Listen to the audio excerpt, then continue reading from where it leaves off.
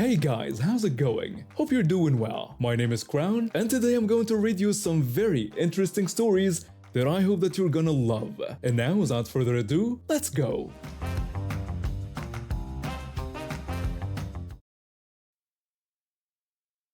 I've been working there for about 8 months, saving up money for my nursing degree. The job wasn't anything fancy, but it paid decent enough, and my co-workers were great. Plus, the owner was really understanding about my class schedule. That one Wednesday started normally enough. I got the call early in the morning that both my manager and co-worker had caught some kind of stomach bug that was going around. It wasn't ideal, but I'd handled solo shifts before. Our little shop was in a small shopping center with about 10 other stores. Nothing fancy, just your typical suburban strip mall setup. The morning rush had just died down and I was restocking the drink fridge when I heard the bell above the door chime. I turned around to see a woman storming in, her face as red as our shop's logo. She had a baby carrier in one hand, and if looks could kill, I'd have dropped dead right there. I barely began my welcome greeting when she cut me off, screaming that I should be ashamed of myself. I quickly ran through every order I'd filled that day, trying to figure out what I could have possibly done wrong. Coming up empty, I tried to keep my voice calm and professional as I apologized and asked what the problem was, offering to help. She launched into a rant about the bathroom being absolutely disgusting, with urine on the floor and a filthy changing table. She was yelling about someone potentially getting AIDS and how her baby needed changing right away. I knew exactly what she was talking about. The public restroom was on the complete opposite side of the shopping center, managed by the center's maintenance team. I apologized for the inconvenience and explained that the bathroom wasn't actually managed by our shop, directing her to speak with the cleaners whose office was right across from the bathroom. She accused me of being lazy and entitled before storming off to talk to them herself. 3 minutes later, she came bursting back through the door, somehow even angrier than before. She was screaming that the cleaner wasn't answering and demanding that I clean it right now. I tried explaining again that I couldn't help since I didn't work for center management and had no access to their cleaning supplies. She started screaming, so I excused myself to grab our emergency contact book from the back office. I found the center manager's number and told the woman I could call them to see what could be done. I made the call from our back office, and the manager explained that one cleaner hadn't shown up for their shift and the other was on break. When I relayed this to the woman, explaining that the cleaner would be back in 30 minutes and suggesting she could use the McDonald's bathroom across the street, she completely lost it. Before I could process what was happening, she'd reached over the counter, grabbed our cleaning spray, and walked straight into our kitchen area. She found our mop bucket and thrust it at me, insisting that if the cleaner wasn't here, it was my responsibility to clean it up immediately. I warned her to leave the kitchen immediately, or I'd have to call the police. She refused to move, declaring she wouldn't leave until I cleaned that bathroom. I explained that if her baby couldn't wait 30 minutes or make it to McDonald's, that wasn't my problem, reminding her that my job was cooking chicken and fries, not cleaning facilities for businesses I don't work for. She just shouted no at me, so I gave her one last warning about calling the police. She stood there, clearly thinking I was bluffing. I picked up the phone and started dialing. Finally, she stormed out, screaming the whole way. I thought it was over, but about 10 minutes later, she returned with 2 police officers in tow, pointing at me and claiming I had threatened her and her baby. I calmly explained the situation to the officers and showed them our security footage with audio. Their expressions changed from concerned to annoyed as they watched the woman's behavior unfold on screen. When they got to the part where she entered the restricted kitchen area, their eyes widened at that. Not only did they arrest her for trespassing, but they also added charges for making a false police report and entering a restricted food preparation area. The center manager later installed a sign by the bathroom clearly stating who to contact for cleaning issues. And my boss gave me a bonus for handling the situation professionally, though he did tease me about attracting interesting customers whenever I worked alone after that. I'm gonna share something that happened during my winter break a few years back. I was 15 at the time, pretty average teen. Slim build, about 5 feet 7 and 120 pounds. Not that it matters much, but it becomes relevant later. My parents and our old neighbors decided to do some post-Christmas shopping to catch those sweet holiday discounts. They brought their kid along, so naturally, I got dragged into babysitting duty. At least they let me bring my Switch to keep myself entertained. The neighbor's kid was actually pretty cool. I'd known him since he was born and visited weekly before we moved, so I was like his big brother from another mother. He always listened to me and was super well behaved. When we got to the mall, the kid and I headed to this little seating area near a playground and those coin-operated kiddie rides. It was right in front of a major store, so there were other parents and kids around. I told him he could go play but had to stay where I could see him. He nodded and ran off to join the other kids while I settled in with my Switch. After about half an hour, he came back and climbed up next to me. I had this game downloaded on my phone for situations like this, kind of like Candy Crush, but not exactly. I pulled it up and handed him my phone, telling him he could play but not to mess with anything else. He was having a great time, giggling as he cleared each level. Then this other kid came up and asked if he could play too. The neighbor's kid turned to me and asked if we could let the other kid play. I had to tell them both no, explaining that the phone was just for the neighbor's kid. The other kid pouted and walked away. A few minutes later, I noticed someone standing right in front of me. I looked up to see this woman glaring at me. When I asked if I could help her, she immediately demanded to know why I wouldn't let her son play the game. I explained that it was my phone and I wasn't comfortable letting strangers use it. She then questioned who the neighbor's kid was. When I explained he was my neighbor's kid, the boy looked up confused and asked what was happening. I told him to keep playing, but the woman ordered him to give her the phone. I quickly told him not to. The woman then started arguing that I probably didn't deserve the phone, pointing out that I must have enough money since I had a Switch. I tried explaining that whether I deserved it or not wasn't relevant. It was my phone. She got even more aggressive, declaring that her son deserved to play on the phone more than my neighbor's kid did. By now, some nearby parents were starting to look over. I had purposely sat away from everyone to focus on my game, but this woman was getting louder by the second. I pointed out that my neighbor's kid was polite and well-mannered, adding that he wouldn't demand to play if the situation was reversed. She demanded to know why he wouldn't listen to her, and I explained that he knew it was my phone and respected me more than a random stranger. The situation escalated when she called me a jerk and demanded I give her my phone and leave. That's when I lost my cool, though I still kept it clean. I shouted back, asking what her problem was and asserting that it was my phone and I wouldn't give it to her. She yelled back about me raising my voice, pulling the "I'm an adult, you're just a kid" card, and asking if my parents taught me to respect my elders. I told her yes, but added that respect wasn't owed to someone like her. She tried to slap me, but I blocked her. Then she grabbed my phone from my neighbor's kid's hands, stuffed it in her purse, and took off. I handed my Switch to the neighbor's kid and chased after her. She wasn't very fast in her heels, and I was pretty athletic, so I caught up quickly. I grabbed her arm and tripped her, making sure to catch her so she wouldn't fall too hard. When I was trying to get my phone back, a mall security guard came running over and ordered me to get away from her. I tried to explain that she had stolen my phone, but she immediately started fake crying and claimed I was trying to steal her phone and had tackled her when she ran. The guard had us both explain our sides. When he asked for proof, I pointed out my neighbor's kid and the other witnesses. He questioned everyone while she stood there smirking, probably thinking that tripping her made me look guilty. The guard asked me to describe my phone. I described the black Motorola with its clear case and lock screen showing a bridge leading to a beach. I also mentioned the fingerprint sensor on the back. When he asked her to take out the phone, her smirk disappeared. The phone matched my description exactly. When the guard asked her to unlock it, she couldn't, but I did it instantly with my fingerprint. She tried to run, but the guard caught her. They found 3 other stolen phones in her purse.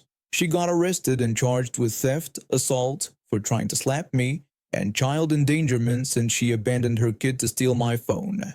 The guard gave me a warning about leaving my neighbor's kid alone at the playground, which was fair. When our parents got back, the neighbor's kid told them what happened, and I filled in the details. I got praised for standing up for myself, but also got a talking to about the risks of chasing after thieves. Later found out she got 6 months in jail and had to pay restitution to all her victims. Her kid went to live with his dad, who apparently had been trying to get custody for years. Guess she finally gave him the evidence he needed. I never wanted to be the kind of person who'd plot revenge, but my younger brother made it impossible not to. His complicated birth and month-long stay in the intensive care unit made our parents treat him like he was made of glass. They gave him everything he wanted, even when it meant my sister and I got left behind. As we grew older, his entitled behavior only got worse. He turned into that relative everyone dreads having at family gatherings. At my sister's college graduation party, he got so drunk he knocked over the cake. At our cousin's wedding, he interrupted the best man's speech to tell everyone about his new job.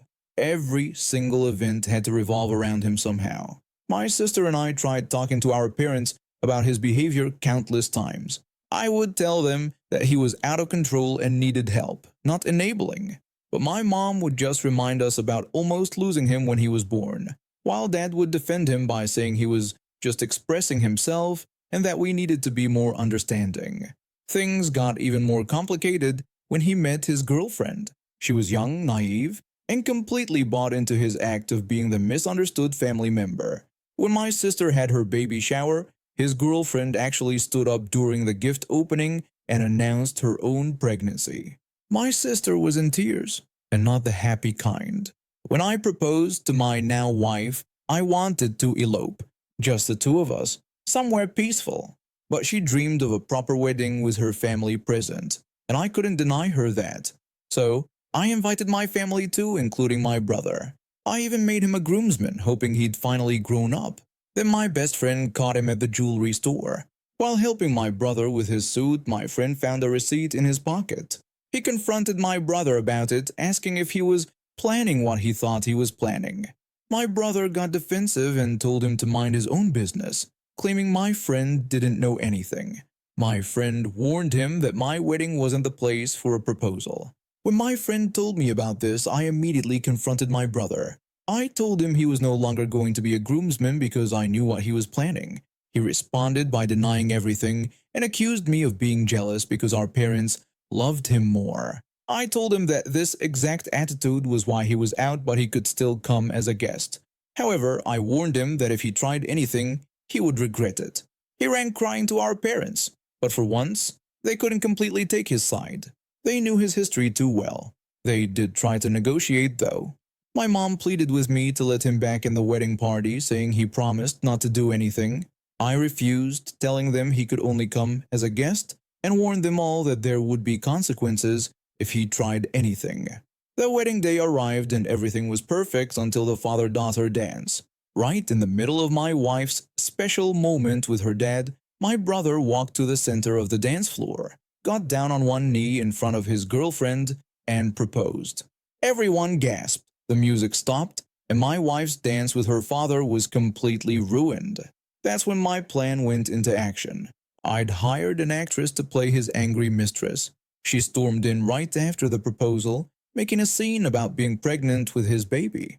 When she called his phone, which I'd secretly programmed with suspicious texts and calls, his girlfriend's face went from confusion to horror.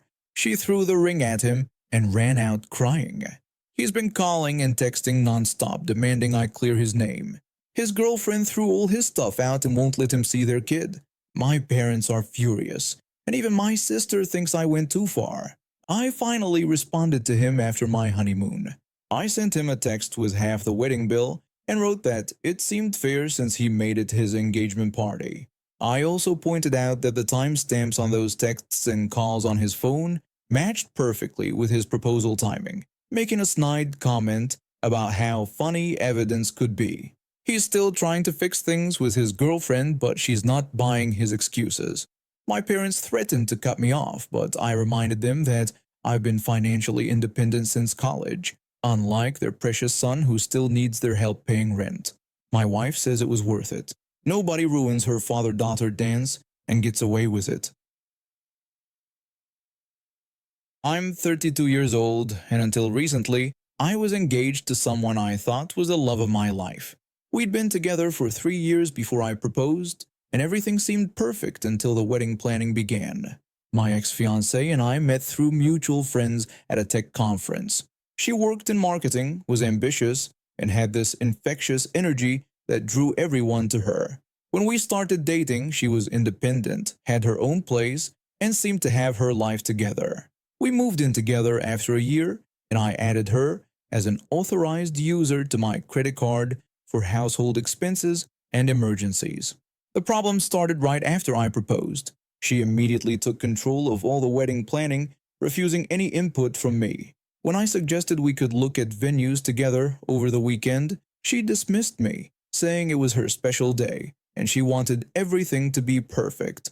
I reminded her that it was our special day, expressing my desire to be involved. She just patronizingly told me that guys don't understand these things and that I should focus on work while she handled everything. I thought this was just wedding stress talking, so I backed off. But then came the credit card statement that changed everything. I was doing our monthly budget when I noticed several large charges from airlines and hotels across Europe, totaling over $15,000. I called her immediately. When I asked if she had booked a trip to Europe, she excitedly confirmed it, gushing about how she'd planned everything perfectly for Paris, Rome, Barcelona, Amsterdam, and more. I was shocked that she'd used my credit card without telling me. She casually explained that she needed a break from wedding planning stress and 2 months in Europe would help her relax before the big day. When I asked when she was planning to tell me about this, she nonchalantly said she was going to mention it over dinner that night, adding that she was leaving the following week. I was stunned that she hadn't even thought to invite me. Her response was even more shocking. She explained that this was her pre-wedding relaxation trip and that I needed to stay behind and work to pay off the credit card because she couldn't enjoy her trip if she was stressed about money. She spoke about it like she was discussing buying groceries, not spending thousands of dollars on an unauthorized solo vacation. When I demanded she cancel the trip and refund everything, she flatly refused, calling me unreasonable and questioning if I wanted her to be happy. I pointed out that she had essentially stolen thousands from me, but she denied any theft, insisting that as my fiancé, this was what she needed, and that if I really loved her, I would understand. That's when she dropped the real bomb. She revealed that she'd already told her followers about it and planned to document everything for her social media, suggesting I should think about how good this would be for her personal brand. It turned out she had been planning this for months, coordinating with hotels and restaurants for social media collaborations. She had even started a new Instagram account dedicated to her pre-wedding European adventure. I immediately called my credit card company and reported the charges as unauthorized. Then I called my lawyer. Within 24 hours, I had canceled her card, removed her as an authorized user, and sent her a formal letter demanding repayment of all unauthorized charges. Her reaction? She went ballistic. She called my parents, her parents, our friends, anyone who would listen, claiming I was trying to ruin her dreams and control her. But in her rage, she accidentally posted a video rant on her social media where she admitted to booking the trip without my knowledge or consent, claiming it was her right as my fiancé to use my money however she wanted. That video turned out to be a gift. The credit card company reversed all charges, and her attempt to dispute it failed spectacularly when they saw her own admission. Her carefully planned influencer trip fell apart as hotels and restaurants canceled her reservations one by one. Instead of spending 2 months in Europe, she spent the next few weeks moving out of our apartment. The engagement was over, and so was her dream of a lavish wedding, which, as I later discovered, she had also started booking with my card. Her social media followers turned against her after the truth came out. Her pre-wedding European adventure account, which was supposed to launch her influencer career, became a cautionary tale about entitlement and financial abuse instead. Now she's living with her parents and trying to rebuild her marketing career, and I'm single, significantly wiser about sharing financial access and planning my own European vacation, one that I am paying for myself. And now we have reached the end of today's stories.